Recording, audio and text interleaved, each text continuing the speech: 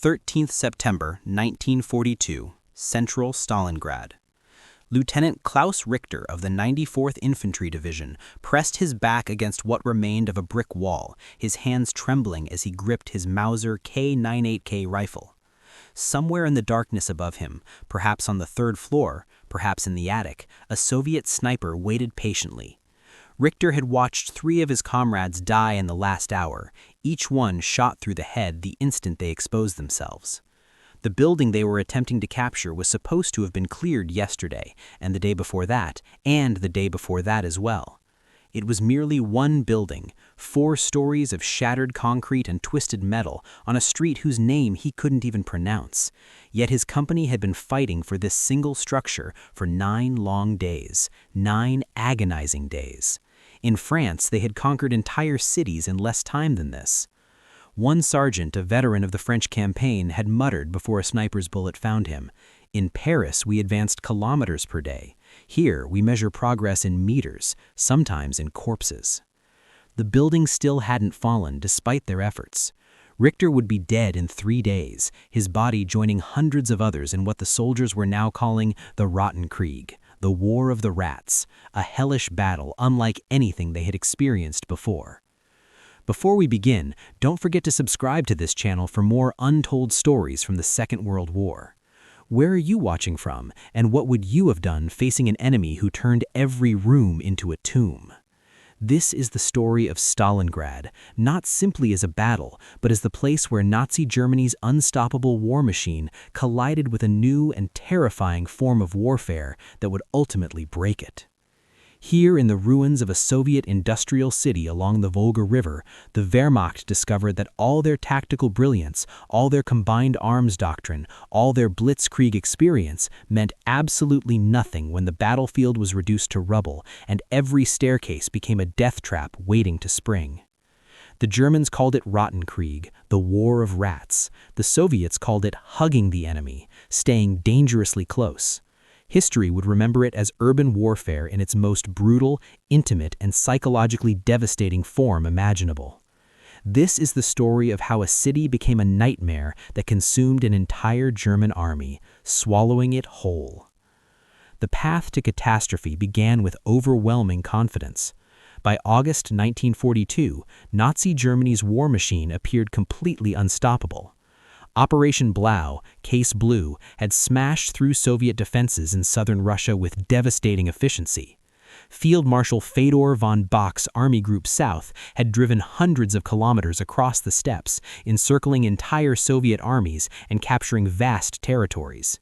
Panzer divisions raced forward under the merciless summer sun, their tracks churning through golden wheat fields that stretched endlessly to the horizon. The objective was crystal clear: seize the Caucasus oil fields that fueled the Soviet war machine. If Germany controlled Baku's petroleum reserves, the Red Army's tanks would stop rolling, their aircraft would be grounded, and Stalin's regime would inevitably collapse. But Hitler, never satisfied with purely military objectives, allowed symbol to override strategy completely. Stalingrad, a sprawling industrial city of 600,000 people stretching 40 kilometers along the western bank of the Volga River, bore Stalin's name prominently. The Führer became absolutely obsessed. Taking Stalingrad would humiliate the Soviet dictator, provide a propaganda victory that would echo across the entire world, and secure the northern flank for the drive into the Caucasus. On 23 July 1942, Hitler issued Führer Directive No. 45, splitting his forces and making Stalingrad a primary objective of utmost importance.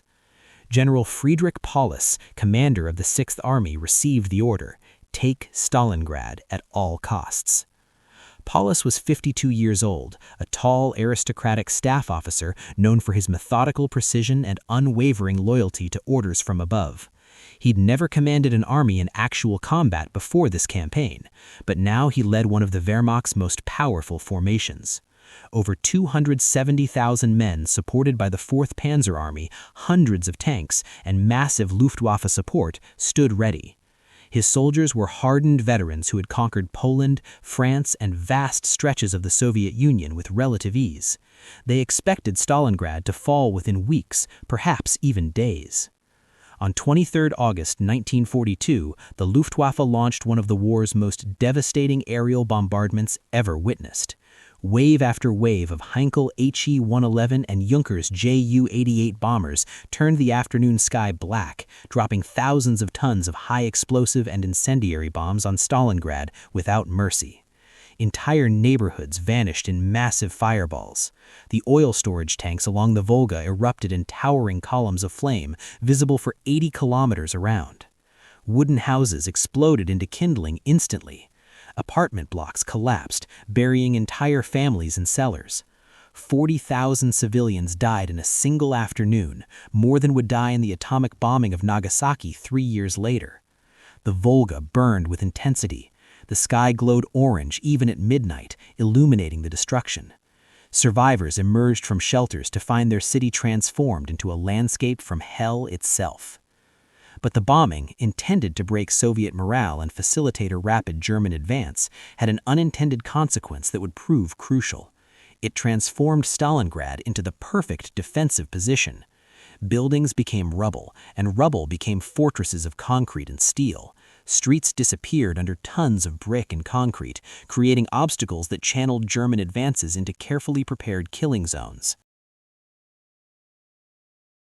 The city's fate hinged on one man, General Vasily Choykov, a tough, battle-hardened commander known for his aggressive tactics. Stalin's question was blunt and direct. "Comrade Choykov, can you hold Stalingrad?" Choykov's answer was immediate and unwavering. "We will hold the city or die in it." He was given command of the 62nd Army, approximately 54,000 exhausted men facing a German force 5 times their size, supported by hundreds of tanks and aircraft with overwhelming firepower. That night, under heavy German artillery fire that lit up the sky, Choykov crossed the Volga in a small boat, shells exploding in the water around him, spray soaking his uniform completely. He established his headquarters in a series of bunkers carved into the cliffs on the western bank, close enough to the fighting that he could hear individual rifle shots and smell the acrid smoke of battle. From his position overlooking the burning city, Choykov made several observations that would revolutionize urban warfare forever. First, in Stalingrad's ruins, German advantages evaporated completely. The Wehrmacht's strength lay in combined arms operations, coordinated attacks by tanks, infantry, artillery, and aircraft across open terrain. But in a city reduced to rubble, where visibility was measured in mere meters, where every room was a separate battlefield with its own challenges, these tactics failed miserably. Tanks were vulnerable to close-range attack, unable to elevate their guns to engage defenders on upper floors effectively. Artillery couldn't be used without hitting friendly forces in the close quarters. Luftwaffe bombers were useless when Soviet and German soldiers were separated by a wall rather than a no-man's land stretching between them. Choykov's doctrine was revolutionary in its elegant simplicity: hug the enemy. Soviet soldiers would stay as close to German lines as physically possible, within 50 meters, within grenade-throwing distance, sometimes occupying different floors of the same building simultaneously. This proximity made German artillery and air support completely unusable. The Luftwaffe couldn't bomb Soviet positions without killing their own German soldiers below. The battle would be fought at intimate range, room by room, floor by floor, with grenades, submachine guns, knives, and entrenching tools in brutal hand-to-hand combat. Second, defense in urban terrain required aggression, not passivity or waiting. Choykov ordered his units to practice active defense, constant counterattacks, raids, and probing actions that kept the Germans perpetually off balance. If the enemy took a building in the morning, retake it at night before they could consolidate. Never let them consolidate their gains. Never let them rest or feel secure. Turn Stalingrad into a meat grinder that consumed German strength faster than replacements could possibly arrive from the rear.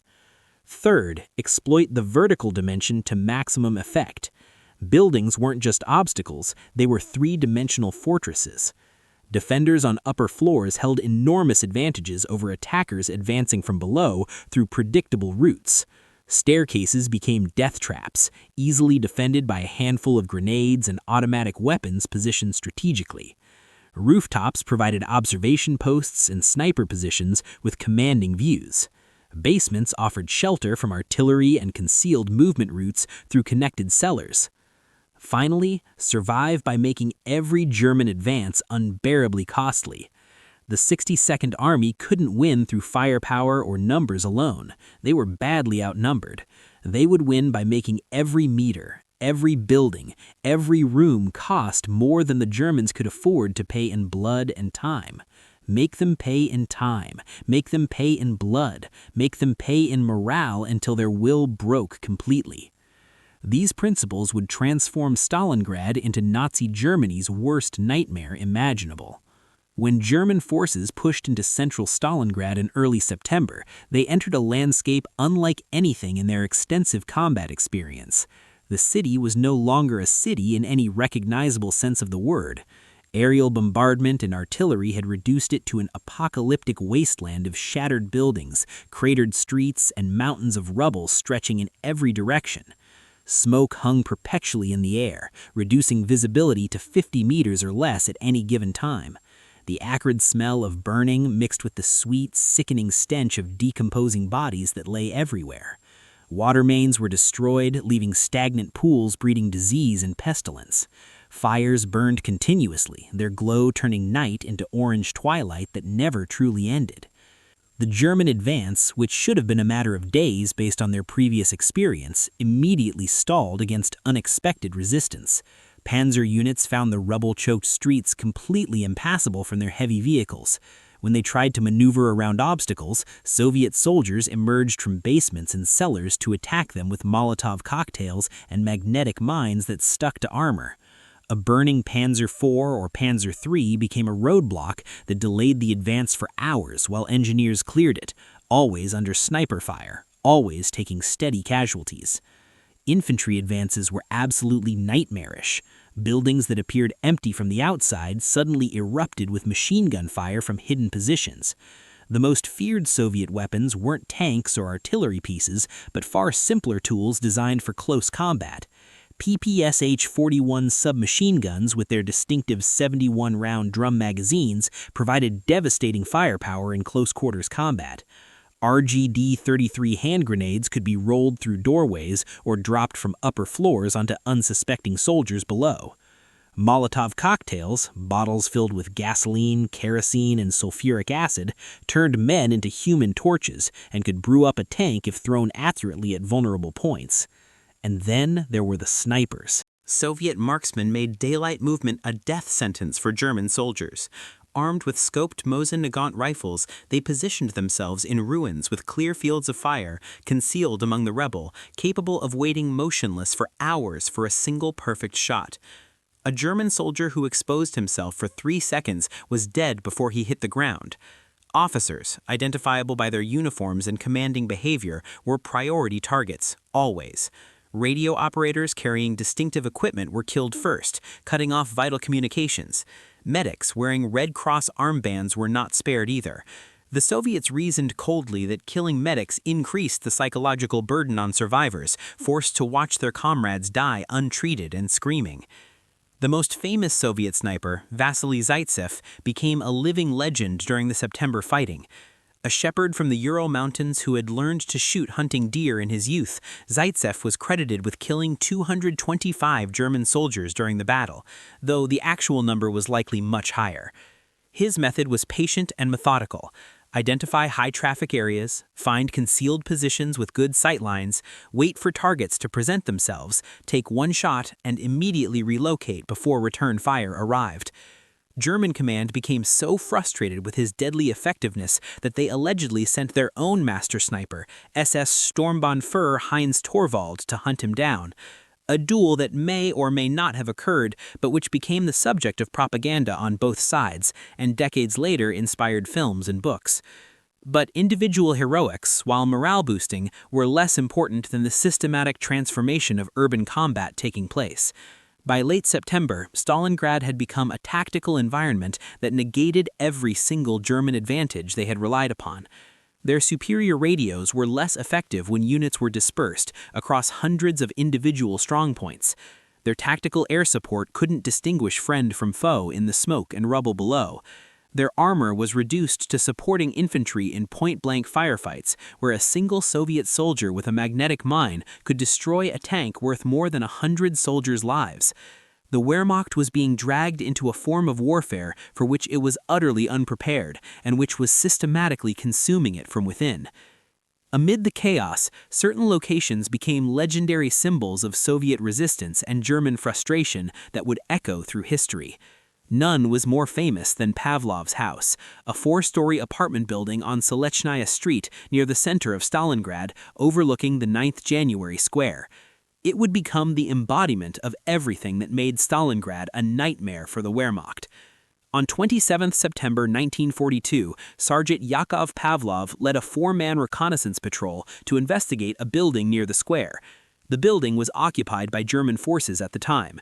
In a swift nighttime assault, Pavlov's group killed the Germans and secured the structure in fierce fighting. Realizing its tactical value, the building dominated the square and provided clear fields of fire in 3 directions. Pavlov radioed his company commander, "We're holding this position." Over the next 48 hours, reinforcements arrived steadily. A machine gun squad, riflemen, an anti-tank rifle team, a mortar crew, eventually bringing the garrison to about 30 men in total. They were a microcosm of the Soviet Union.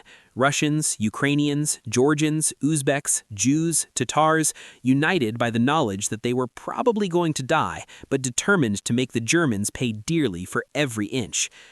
Under Pavlov's direction, the building was transformed into an impregnable fortress. Windows facing German positions were bricked up entirely, except for narrow firing slits that gave defenders cover while allowing them to shoot out at approaching enemies. Interior walls were punched through, creating concealed movement routes, so defenders could shift positions without exposing themselves to fire. Furniture, rubble, and anything available was used to create internal barricades that could stop bullets. The basement became the command post, protected by several feet of concrete from artillery bombardment. A communications trench was dug, mostly at night under fire, connecting Pavlov's house to Soviet lines along the Volga, allowing resupply and reinforcement. The roof became a sniper nest and forward. The psychological impact on German forces was immense and demoralizing. Pavlov's house became a symbol of the impossible, a single building that defied an entire army for weeks. German soldiers began to view it with a mixture of frustration and superstitious dread. Officers who ordered attacks on the position knew they were sentencing men to death for questionable tactical gain. One German lieutenant wrote home, "That damned house has swallowed a company whole. Every attack is the same. We advance across the square, machine guns and rifles from every window. Our tanks shoot walls to rubble. We get inside, then grenades from every direction. Russians appearing from nowhere like ghosts. We retreat, count our dead, and headquarters orders another attack tomorrow. I don't know who's crazier, the Russians for holding it or us for attacking it." When the battle finally ended in February 1943, Pavlov's house still stood, a shattered skeleton barely recognizable as a building, but unconquered until the very end. Vasily Choykov would later remark, with some propagandistic exaggeration but essential truth, that the Germans lost more men trying to take Pavlov's house than they lost taking Paris. The building became a powerful symbol that appeared in Soviet propaganda, was mentioned in orders of the day, and inspired defenders across the entire city. If 30 men in one building could hold for 2 months, what couldn't the Red Army accomplish? Today, the building still stands in Volgograd, as Stalingrad was later renamed, fully restored with a memorial wall listing the names of its defenders. It remains a monument to what urban defense could achieve and a reminder of the nightmare that Stalingrad became for the Wehrmacht. As autumn brought freezing rains that turned rubble into mud, the battle shifted north to Stalingrad's industrial district, 3 massive factory complexes that would become the scene of some of the most brutal fighting in military history. The Barricady Gun Factory, Red October Steel Plant, and Dzerzhinsky Tractor Works. These were not merely buildings, but sprawling industrial labyrinths covering square kilometers. Before the war, they had employed tens of thousands of workers producing T-34 tanks, artillery pieces, and steel. Now, they produced only death. The factory's massive construction, concrete walls several feet thick, steel beams, and machinery that couldn't be destroyed even by artillery made them almost impregnable. But their size and complexity also made them nightmarishly difficult to defend.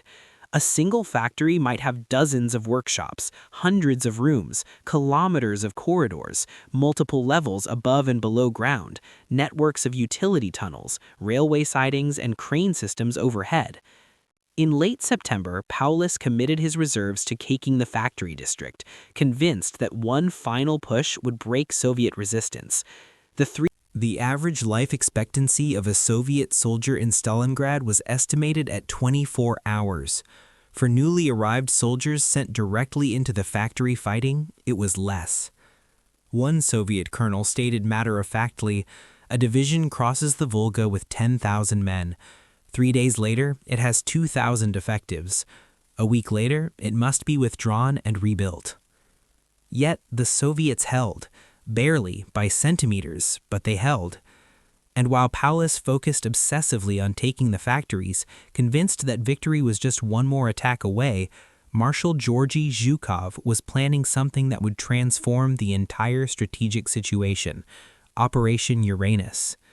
While German soldiers fought and died in Stalingrad's ruins, the broader strategic situation was shifting catastrophically against them.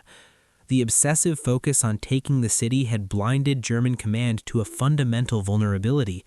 Their flanks were held by Romanian, Italian, and Hungarian divisions, Germany's allies, poorly equipped, under strength, spread thin across hundreds of kilometers, and with questionable morale.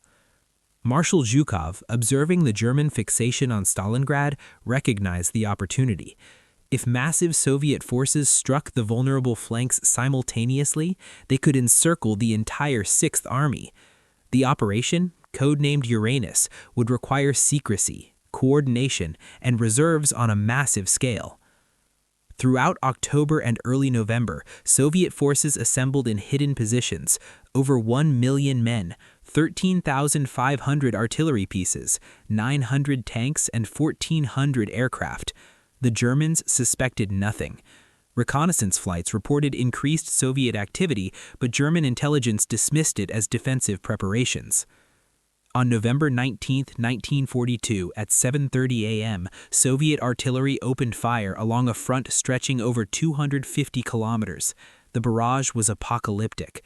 Thousands of guns firing simultaneously, saturating Romanian positions with high explosive and fragmentation shells.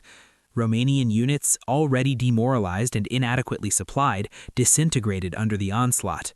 By afternoon, Soviet tank columns were pouring through the gaps, driving deep into the German rear.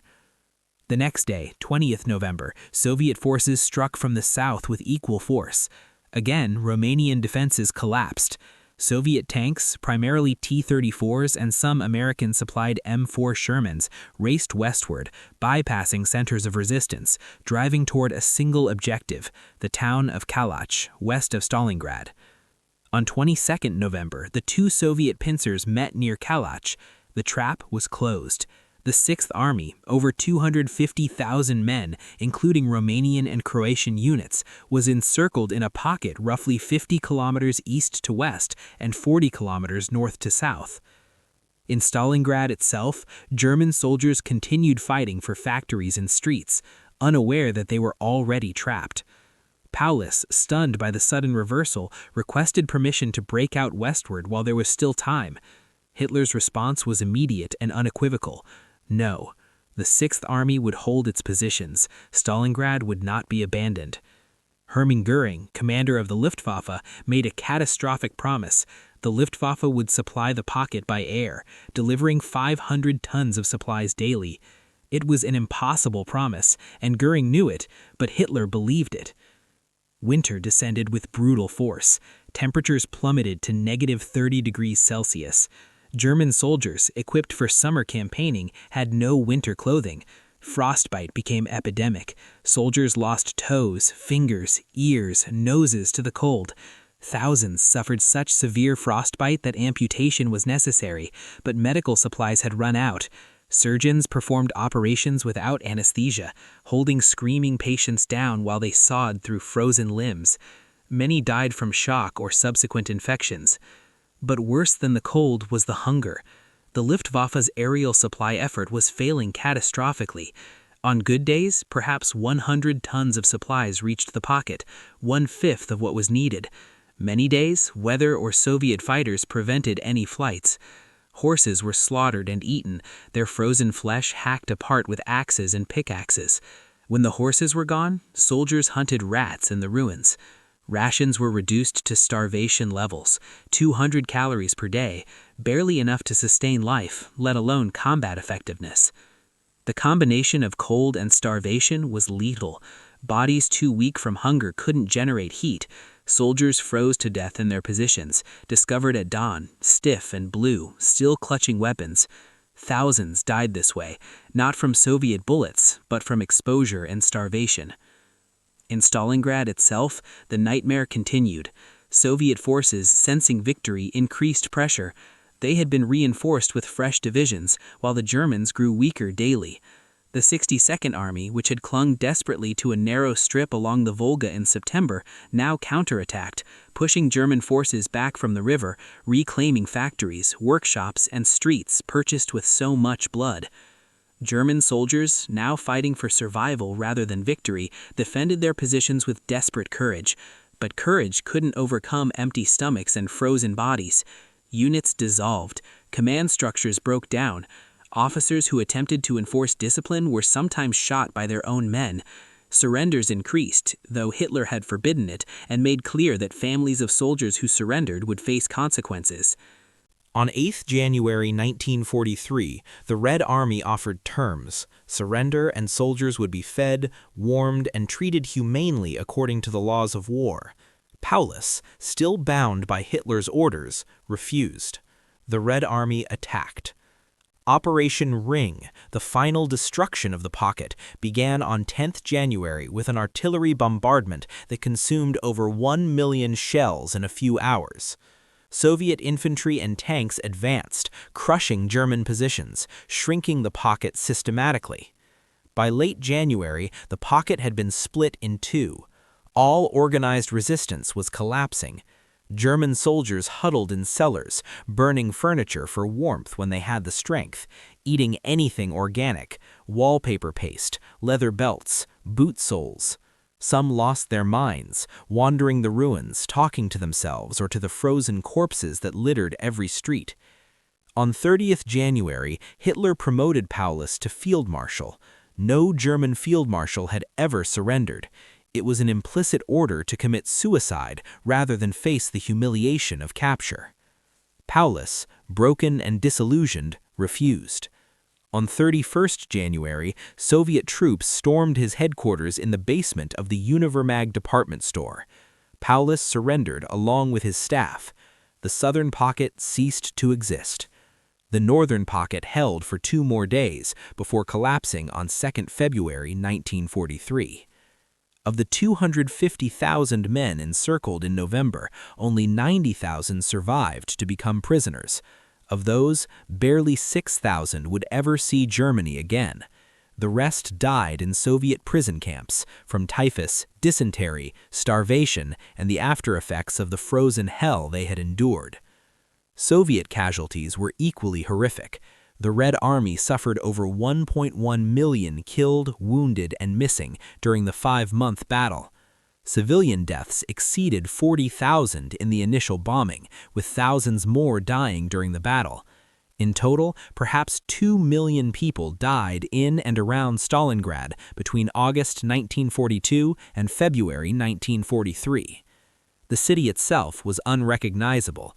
Aerial photographs showed a lunar landscape, craters, rubble, skeletal buildings, nothing else. 99% of structures were destroyed or damaged beyond repair. It would take years to clear the rubble, decades to rebuild. But the strategic and psychological impact transcended statistics. Stalingrad shattered the myth of German invincibility. For the first time, an entire German army had been destroyed, not merely defeated, but annihilated. Across occupied Europe, resistance movements took heart. In Germany, morale collapsed. Goebbels declared 3 days of national mourning. The German public, fed years of propaganda about inevitable victory, began to doubt. For the Wehrmacht, Stalingrad's lessons were devastating. The vaunted Blitzkrieg doctrine, perfected in Poland and France, had proven useless in urban terrain. Combined arms coordination failed when the battlefield was reduced to room-by-room fighting. Air superiority meant nothing when friend and foe were separated by walls rather than open ground. German tactical flexibility and superior training were negated by an enemy willing to fight at intimate range, who turned every building into a fortress, who counterattacked relentlessly, who made every meter cost more than the Germans could afford. The Rattenkrieg, the War of Rats, had exposed a fundamental vulnerability in Wehrmacht doctrine. When forced to fight on unfavorable terrain under conditions that negated their advantages, German forces could be beaten. The Red Army learned these lessons well. From Stalingrad forward, they would use urban terrain to their advantage, forcing the Germans into close-quarters battles in cities like Kharkov, Kiev, and eventually Berlin itself. Vasily Chukov survived the battle and was promoted, eventually commanding Soviet forces that accepted Berlin's surrender in 1945. The nightmare of Stalingrad had taught him how to turn cities into graveyards for invaders.